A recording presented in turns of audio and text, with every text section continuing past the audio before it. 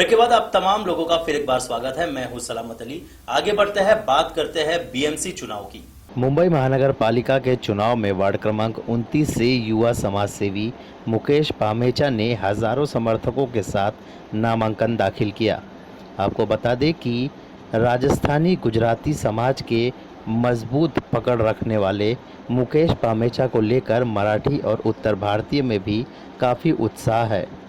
Mukesh Pamecha media से बातचीत के दौरान उन्होंने कहा कि वे बिना चुनाव ही जीत चुके हैं। वार्ड क्रमांक 29 में बहुत से विकास कार्य किए हैं और अपने काम के बल पर और जनता की मांग पर वे चुनाव लड़ रहे हैं। नामांकन के दौरान मुकेश पामेचा ने और क्या कुछ कहा, ये सुनते हैं। कांदिवली की जनता को मैं एक ही चाहता हूं कि मैं आपके लिए लड़ रहा हूं, कि मुझे काम करना है। मैं आपके बीच 5 साल से मेरे परिवार के जैसा एक रह रहा हूं, जैसे पूरा एक परिवार, एक पूरी कांदिवली की जनता एक मेरे परिवार के साथ हम लोग रहे। मुझे पता ही नहीं चला कि 5 साल कब निकल गए उनके साथ में काम करते करते। तो मैं जनता से ये निवेदन करूंगा कि एक सच्चा कैंडिडेट आपको मिला है जो काम करेगा आपका, और काम किया भी है। तो जो काम करने वाला कैंडिडेट है उसको चुन के देंगे, ये मुझे पूरा उनसे विनती है और मैं ये उनसे प्रार्थना करता हूँ। मैं देखो, सबसे पहले मैं मोदी जी का भक्त हूँ और मैं दिल से बीजेपी का हूँ और बीजेपी का ही रहूँगा। ये सिर्फ मेरे वार्ड 29 की जो बात है उसमें मुझे लगा कि जनता ने मुझे आश्वासन दिया कि नहीं, आपको लड़ना चाहिए। और कोई कारणवश बाहुबली नेता जो आए हमारी पार्टी में, अभी कांग्रेस छोड़ के जो बीजेपी में अभी 2 महीने हुए, पार्टी ने उनकी क्या अभी रहेगा मुझे नहीं पता। उन्होंने टिकट उन आमदार के जो भूतपूर्व आमदार थे उनके लड़के को टिकट दिया है। तो मुझे जनता ने बोला कि आपको लड़ना चाहिए मुकेश पामेचा, तो मैं लड़ रहा हूँ और जनता के लिए हमेशा लड़ता रहूंगा। जनता का मैं आपको बोल रहा हूँ, 5 साल से मैं हम लोग एक परिवार के जैसे रह रहे। एक बच्चा वहाँ का गली गली का मुझे पहचानता है और मैं भी उनको पहचानता हूँ।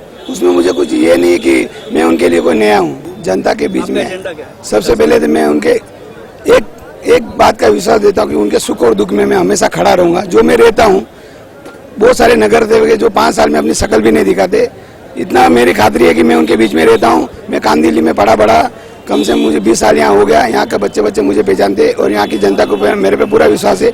और मैं नमक भक्त हूँ तो सवाल ही नहीं कि विश्वास का एजेंडा लेके चलता हूँ मैं।